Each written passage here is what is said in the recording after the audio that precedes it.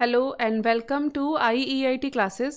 मैं अनीता भट्ट आप सभी का स्वागत करती हूँ आज की वेब डिज़ाइनिंग क्लास में, जिसमें हम आपको टॉपिक करा रहे हैं HTML फॉर्म टैग।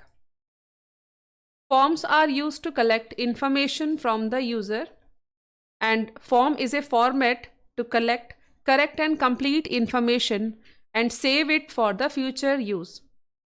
फॉर्म को हम इसलिए बनाते हैं ताकि अगर हमें अपने यूज़र की इन्फॉर्मेशन गेट करनी है तो उसके लिए हमें एक फॉर्मेट तैयार करना होता है, जिसके थ्रू हम यूज़र से उसकी इन्फॉर्मेशन को गेट कर सकते हैं, कलेक्ट कर सकते हैं।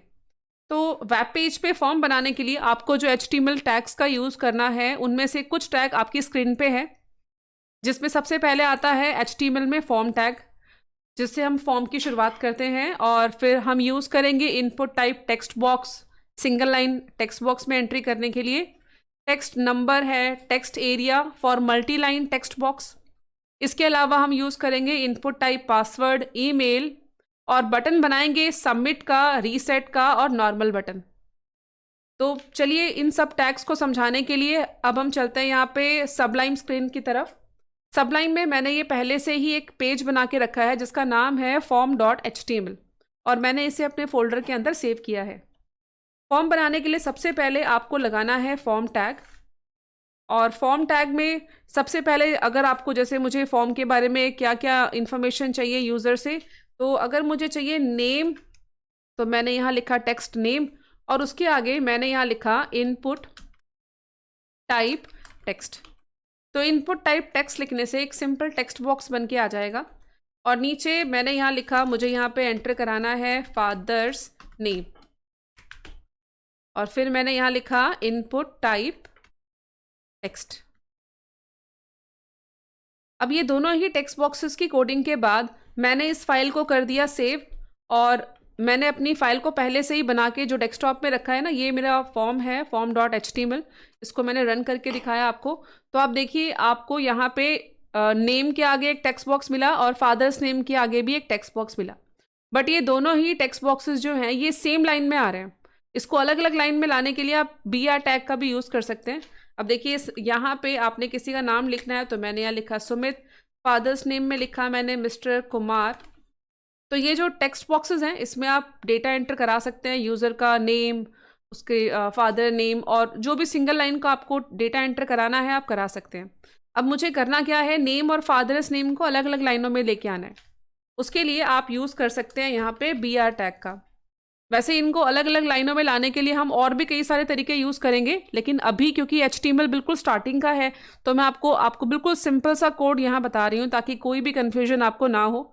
जब हम CSS करेंगे तो CSS में आप HTML फॉर्म में और कैसे मॉडिफिकेशन कर सकते हैं, कैसे उसका लुक इन्हेंस कर सकते हैं, ये सारी चीज़ें मैं आपको बताऊंगी। और जावास्क्रिप्ट में फिर ये फॉर्म आपका कैसे डेटा सेव करेगा, कैसे डेटा आप PHP की हेल्प से कैसे डेटा को अपना सेव कर सकते हो, कैसे डेटा गेट कर सकते हो। तो ये सारी चीज़ें जो है आगे आने वाली वेब डिज़ाइनिंग क्लासेस में आपको मिलेंगी। शुरुआत में मैंने आपको बताया कि एक आपने ले लिया input type text box, break लेके नेक्स्ट लाइन पे आपने फादर्स नेम एंटर कराया, और सेव करने के बाद अब देखिए ये अलग अलग लाइनों में आपके बॉक्सेस आ रहे हैं। अब इसके बाद मैंने यहाँ पे फिर से लिखा BR, और यहाँ पे मुझे एंटर कराना है पासवर्ड। तो मैंने यहाँ लिखा पासवर्ड, और पासवर्ड के लिए बॉक्स आपको बनाना है इनपुट टाइप पासवर्ड लिख के। सेव करने के बाद अब आप जैसे वेब ब्राउज़र में जाओगे, रिफ्रेश करते ही ये हमारा पासवर्ड बॉक्स बन गया है। और जब भी मैं यहाँ कुछ लिख रही हूँ तो देखिए यहाँ पे बुलेट्स का साइन आ रहा है, ये पासवर्ड बॉक्स है।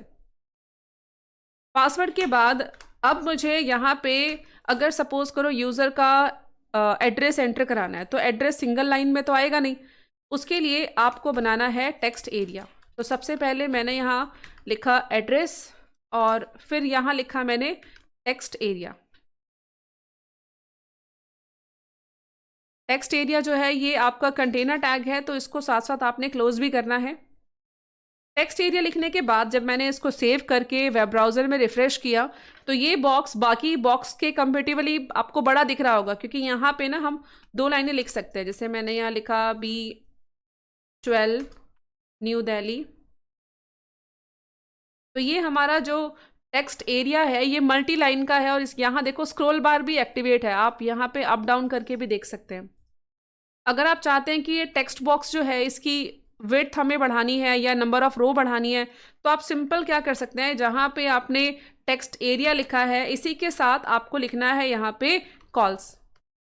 कॉल्स मैंने यहाँ दे दिए सपोज 30, और उसके बाद मैंने यहाँ लिखा रोज इक्वल्स टू 5।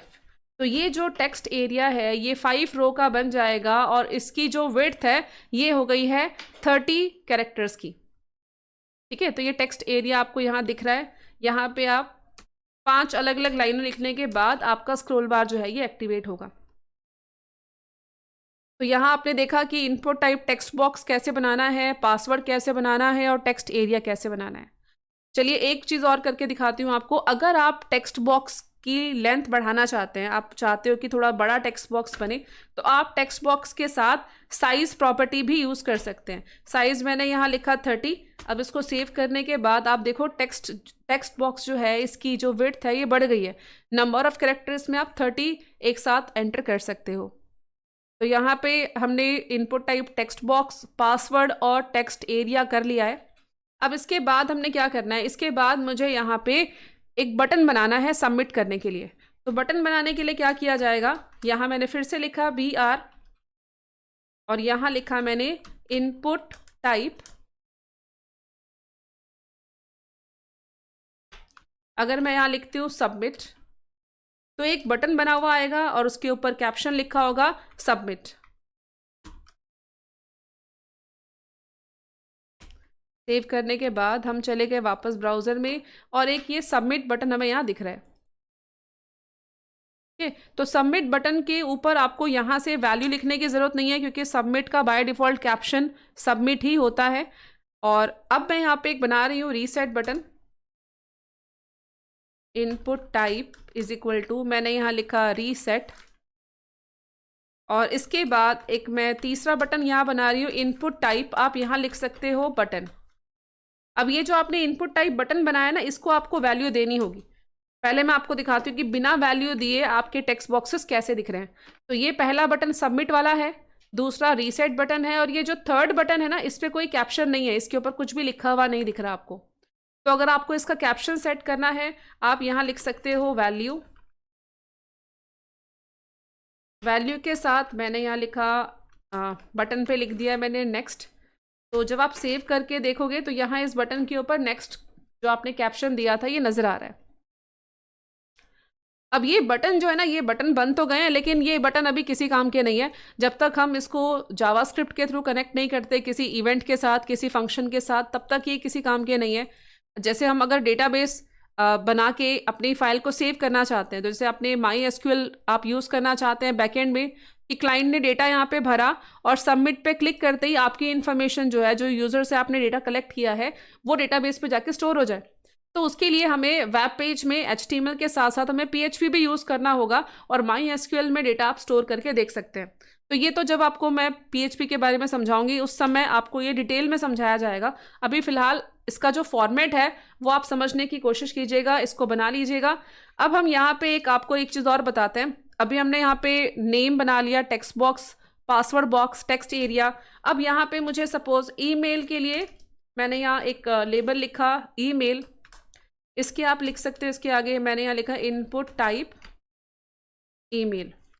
इससे होगा क्या, देखने में तो सिंपल एक टेक्स्ट बॉक्स ही बनेगा जैसे बाकी टेक्स्ट बॉक्सेस हैं, लेकिन जब आप इसको सबमिट करेंगे, मैंने यहाँ पे कुछ भी लिखा, मैंने आधा अधूरा मैंने यहाँ लिखा AA और इसको कर दिया सबमिट, तो यहाँ पे देखो एक ये वैलिडेशन के लिए आपको एक मैसेज यहाँ शो कर रहा है, please include an @ in email address. ये कह रहे हैं कि ईमेल एड्रेस में @ मिसिंग है। तो जब आप यहाँ पे लिखोगे ना, आपको @ लगाना ही पड़ेगा, क्योंकि ये जो आपका टेक्स्ट बॉक्स है ये ईमेल टाइप का है, जिसको हमने यहाँ पे डिफाइन किया है input text box, input text type यहाँ लिया हमने ईमेल। इसके अलावा अब जैसे मैंने सबसे पहले तो नेम एंटर कराया, फिर फादर्स नेम। अगर मुझे सपोज यहाँ पे एंटर कराना है रोल नंबर, तो रोल नंबर के लिए मुझे नंबर इनपुट कराना है। आप लिख सकते हैं इनपुट टाइप, और फिर अगर मैं यहाँ लिखती हूँ नंबर, तो आप देखना सबसे ऊपर जो हमारा टेक्स्ट बॉक्स बनेगा उसमें हम नंबर एंटर कर सकते हैं। नंबर तो वैसे टेक्स्ट बॉक्स में भी कर सकते हैं, बट डिफरेंस क्या है अभी आपको पता चल जाएगा।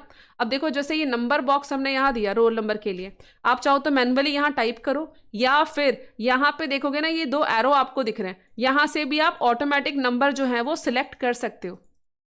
ये एरो आपको तभी मिलेंगे जब आपने इनपुट टाइप नंबर बनाया होगा।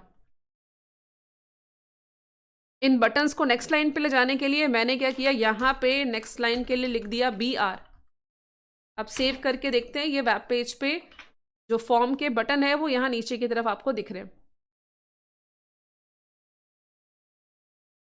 इन सभी टैग्स के बाद अभी HTML में फॉर्म टैग कंप्लीट नहीं हुए हैं। अभी इसमें मैंने कहा था आपको कि और भी बहुत कुछ है। अभी इसमें मैं आपको नेक्स्ट क्लास में बताऊंगी कि चेक बॉक्सेस कैसे बनाने हैं, रेडियो बटन कैसे बनाने हैं, डेट कैसे आप इंसर्ट करोगे फॉर्म के अंदर। तो ये सब, क्योंकि एक क्लास में ये सारा बहुत ज़्यादा हो जाता, वीडियो काफ़ी लंबी हो जाती, तो मैंने शॉर्ट में सिर्फ आपको स्टार्टिंग के कुछ टैग बताए हैं। तब तक आप इसकी प्रैक्टिस कर लीजिएगा। नेक्स्ट क्लास में आपको मैं आगे टैग बताऊंगी। तब तक के लिए धन्यवाद।